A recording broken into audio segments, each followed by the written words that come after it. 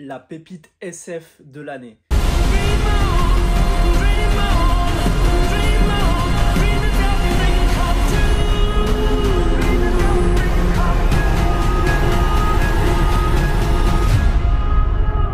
Hey, what's up tutu, j'espère que vous allez bien. On se retrouve aujourd'hui pour une toute nouvelle vidéo et surtout une toute nouvelle critique.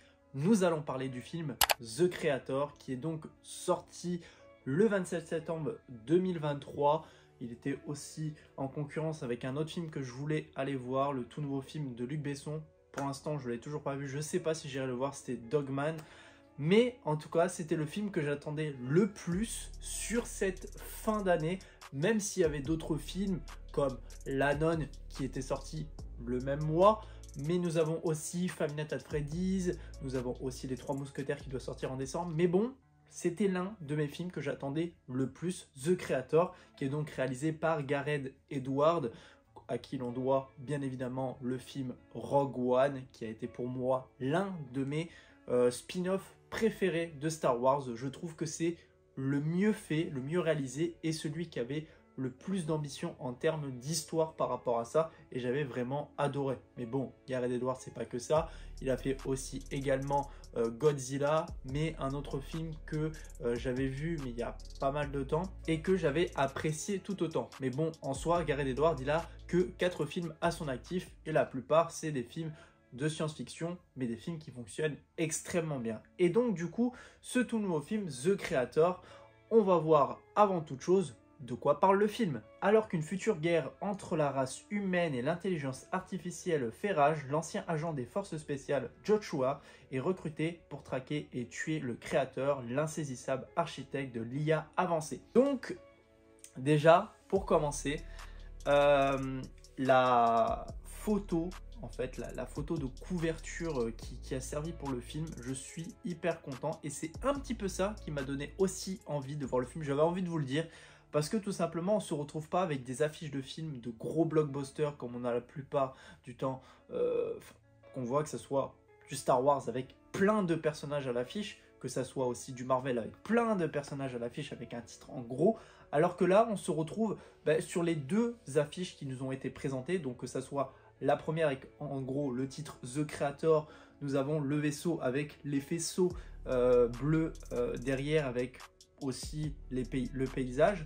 Également, on voit Joshua dessus et Alfie. J'ai trouvé cette affiche plutôt qualitative, mais nous avons aussi également une autre où on voit le robot avec pareil le paysage derrière. Et je trouve que c'est très minimaliste et c'est ça qu'il nous faut en termes d'affiches de film. Je pense que j'en ferai une vidéo sur tout ce qui est du coup marketing par rapport aux affiches de film, comment le film du coup nous est présenté par rapport à ses posters, ses teasings, etc. Je pense que j'en ferai une vidéo par la suite, mais c'est vrai que déjà rien que ça, moi ça me donne envie d'aller voir le film. C'est très minimaliste, c'est très joli et c'est très esthétique, et c'est ça aussi qui fait la beauté d'un film même avant de voir le film.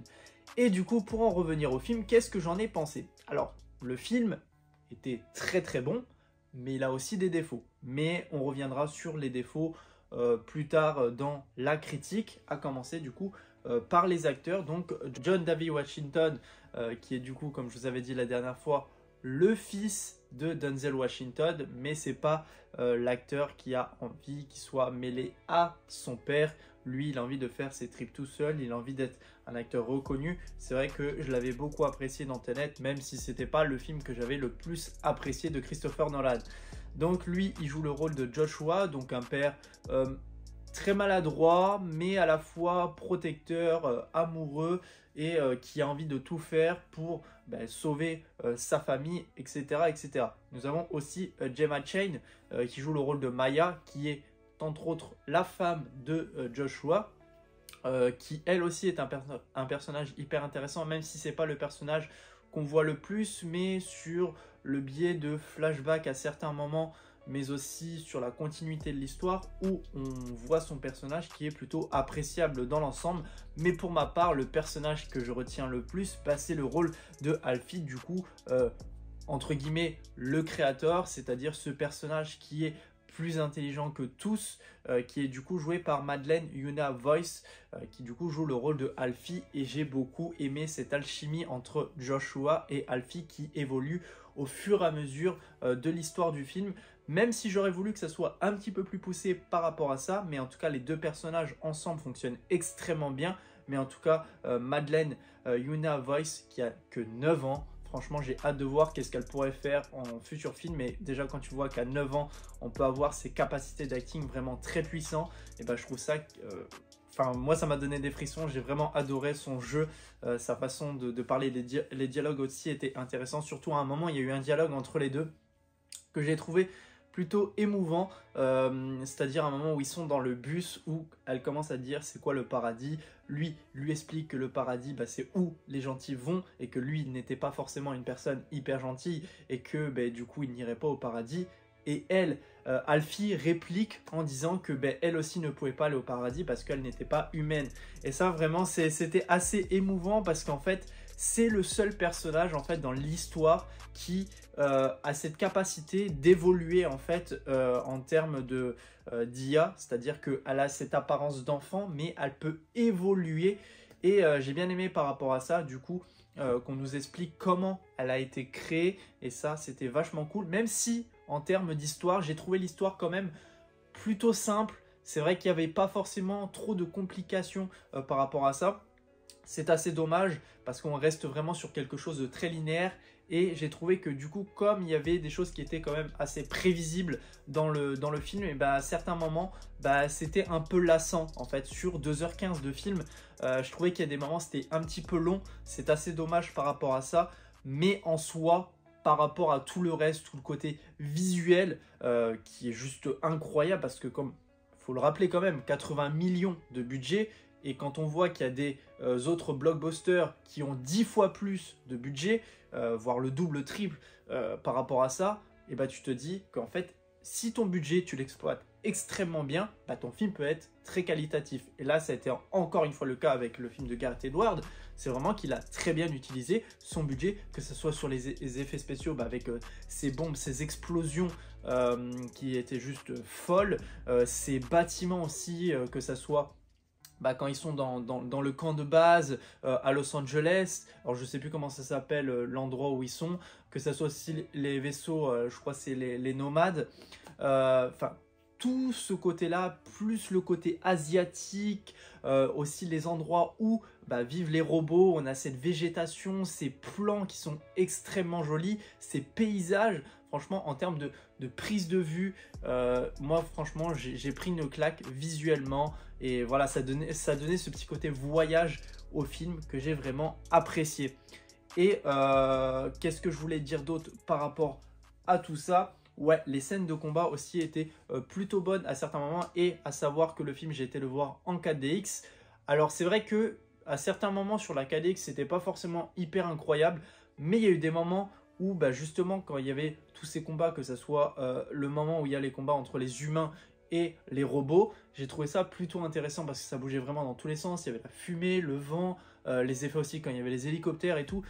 J'ai vraiment pris une claque à ce moment-là par rapport à ça, et c'est vrai que du coup ça a renforcé un petit peu plus mon avis par rapport au film, sur le coup, que j'ai vraiment apprécié. En termes de bande son, franchement il n'y a rien à dire, même si c'est pas la plus mémorable de Hans Zimmer, sachant que Hans Zimmer j'aime beaucoup sur la plupart des films qu'il a pu être, que ça soit Inception, que ça soit également Interstellar, mais aussi film que j'ai vu dernièrement, c'était Gladiator, que j'avais beaucoup apprécié aussi. Et là, oui, c'est pas non plus mémorable, mais sur certains aspects, la musique fonctionne extrêmement bien, et j'ai vraiment pris une claque par rapport à tout ça. Mais vraiment, dans l'ensemble, le film était plutôt bon. En plus, ça raconte voilà, l'aspect, comme je vous ai dit, sur l'intelligence artificielle.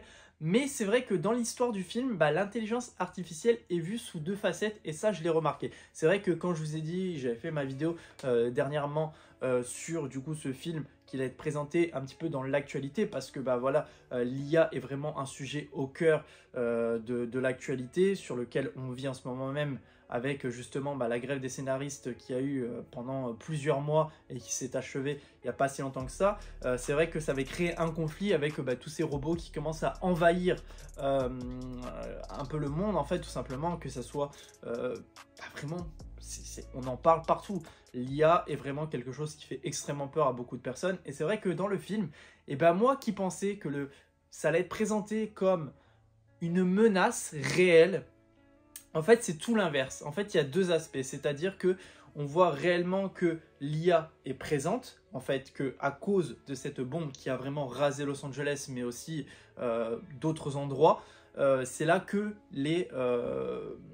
les IA sont apparues. Mais sauf que ce côté-là, au moment où il y a cette explosion, elle n'est pas à cause des robots, mais elle est à cause de l'humanité. C'est l'humanité qui a fait une erreur en causant cette perte et en causant cette apparition des robots. Eux, les robots, ont juste envie de vivre en harmonie. C'est même expliqué à certains moments qu'ils disent à chaque fois, nous on veut la liberté, on veut pas déranger, on veut pas embêter, on est juste là pour être là à notre endroit et c'est tout.